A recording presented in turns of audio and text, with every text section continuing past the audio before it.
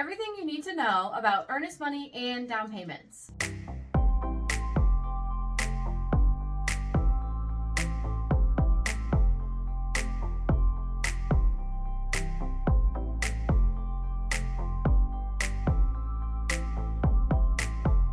Hi, and welcome to our channel. We are The Denver Duo. My name is Emily Simpson, And I'm Kelly McCall. we are associate brokers, moms, and foodies. Today, we're going to be talking about everything you need to know about earnest money. What is earnest money? How much earnest money do you need? Can you get your earnest money back if something goes wrong? What are common mistakes to avoid? When you put down an earnest money deposit, you're putting your money where your mouth is. By putting down a deposit, you are promising to follow through with your intention to buy a home. Being wise with your earnest money deposit can help you avoid pitfalls and get you into the perfect home. So what is earnest money? Earnest money is also known as an escrow deposit, good faith deposit, or good faith money. Earnest money is a deposit made to the seller that indicates your intention to complete the purchase of the home. Earnest money payments are usually non-refundable. If the sale of the house is completed, your earnest money will go towards the purchase of the home. Giving the seller earnest money gives you extra time to finalize your financing, complete a home inspection, and get a property appraisal before the official closing. Earnest money is usually delivered when the sales contract or purchase agreement is signed. The real estate agent who is representing the seller will verify that the money is received in a predefined period of time. Up until the point of closing, all earnest money is held in an escrow account. At the closing, the earnest money payment becomes part of the buyer's down payment or cash to close. What are earnest money payments for? Good faith money is beneficial for both sides of the home buying process, especially in a competitive real estate market. For the homeowner, earnest money payments provide a level of confidence that the buyer will complete the transaction and buy their home. When you are buying a home, the earnest money deposit becomes part of your closing costs and down payment. Earnest money is usually paid for with a wire transfer, personal check, or certified check. The earnest money is held in an escrow account by a real estate brokerage, legal firm, or title company until the closing. How much earnest money do you need? The amount of earnest money you need varies. Earnest money deposits can be negotiated between the buyer and the seller, but they're usually between 1 to 2%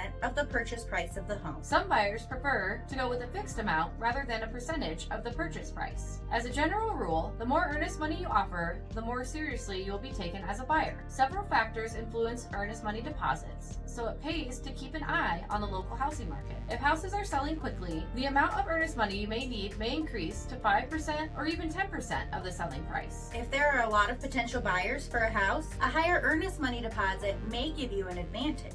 You want your earnest money deposit to be high enough to convey your interest in the property, but not so high that losing it could hurt you financially. Is earnest money refundable? In general, earnest money is refundable, but it depends on specific terms of the purchase agreement and the circumstances surrounding the cancellation of the contract. If the sale falls through due to a contingency in the contract, such as a failed inspection or appraisal, the earnest money is returned to the buyer. However, if the buyer decides to back out of the contract after due diligence and for reasons not conveyed by a contingency, the seller may be entitled to keep the earnest money as compensation for the time and effort put into the transaction. Common mistakes buyers make with earnest money deposits. Remember that earnest money is a good faith promise that you will complete the transaction. It is part of your down payment and closing costs that you put down up front to give the seller confidence that you will buy their home. There are several common mistakes people make with earnest money deposits. You can protect your earnest money by playing it safe and being crystal clear in your contract. Include all contingencies for financing, inspections, and insurance.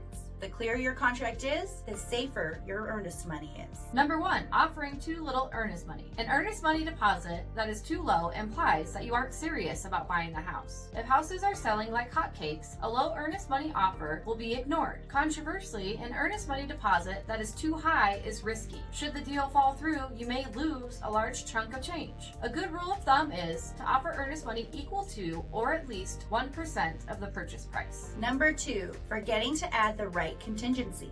A contingency is a clause that allows you to keep your earnest money should the deal fall through. Your contract should cover any major problems that may come up with the home inspection, title search, or home appraisal. The common contingency is the due diligence period. The contingency gives you a set number of days to decide if you want to proceed with the purchase of the house. Should you change your mind during the due diligence period, you can walk away without losing your earnest money. Number 3, not paying attention attention to the contract deadlines. Once you have paid your earnest money, it is very important to pay attention to dates set by the seller. Many listing agents including a limited inspection period or a hard closing date in a contract. If you miss these dates, you may end up losing your earnest money deposit. Both the seller and the real estate agent want a short due diligence period, but as the buyer, you will generally want it to be as long as possible. Number 4, putting down earnest money before you're certain. Don't risk a lot of money on foreclosed or as-is properties. There's a lot of potential risk in buying as is. You may end up losing your earnest money should you find a critical problem after closing.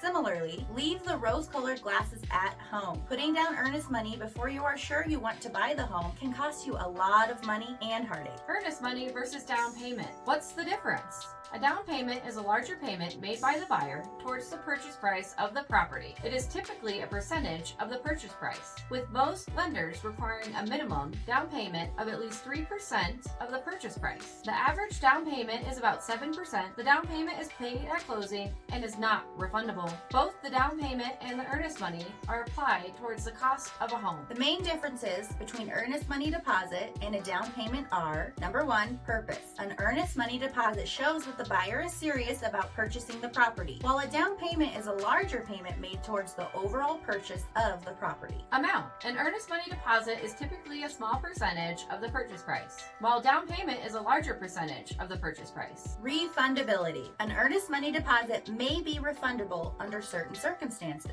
while a down payment is not refundable. Conclusion. Putting down an earnest money deposit on a home is a big step towards home ownership, but it doesn't have to be stressful. Understanding the basics of earnest money will keep your money safe and your anxiety levels low. Using the tips above, you can walk through the home buying process with confidence. That's everything you need to know about earnest money and down payments. Hopefully you got some good nuggets. If you have any questions, please reach out to us. We'd love to hear from you. We are here for you with all of your real estate wants and needs. We'll be posting a new video on Friday, so Stay tuned. We'll just switch it around. Whatever, we'll just go with it. Yeah. I think we'll just roll. I'm gonna let that go because I'm just looking at words. Oh my God. Okay.